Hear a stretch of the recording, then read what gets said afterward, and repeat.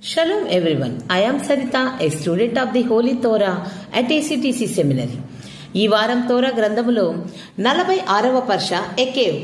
ఎకేవ్ అనగా ఎందుకంటే లేదా మడమ అని అర్థం. సెఫర్ తోరానందు ఇది 46వ పర్ష. సెఫర్ దేవారిం లేదా ద్వితీయోపదేశ కాండమునందు ఇది 3వ పర్ష. ఈ పర్ష యొక్క 4వ అలియా వాక్య భాగములు సెఫర్ దేవారిం లేదా ద్వితీయోపదేశ కాండము 10వ అధ్యాయము 1 నుండి 11 వచనముల వరకు.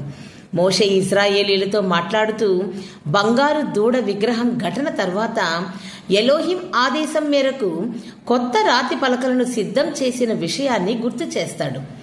ఎలోహిం ఆ రాతి పలకలపై ఆజ్ఞలను మళ్లీ వ్రాసి వాటిని ఒడంబడిక పెట్టెలో ఉంచమని ఆదేశించాడు.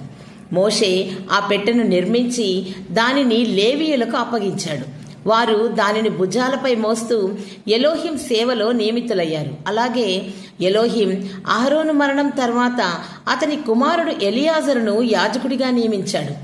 మోషే ఇజ్రాయేలీయులు ఎడారిలో ప్రయాణించిన వివిధ స్థలాలను, వారు ఎలోహిం ఆజ్ఞలను అనుసరించినప్పుడు ఆయన వారిని ఆశీర్వదించిన విధానాన్ని గుర్తు చేస్తాడు. ఈ భాగం ఎలోహిం యొక్క క్షమాగుణం, ఒడంబడిక యొక్క పునరుద్ధరణ మరియు లేవీల యొక్క పవిత్ర సేవ యొక్క ప్రాముఖ్యతను నొక్కి చెప్తుంది. ప్రియులారా, మరిన్ని తోరా పాఠాల కోసం మా యూట్యూబ్ ఛానల్ను సబ్స్క్రైబ్ చేయండి. షలోమ్ లెహిత్రోత్.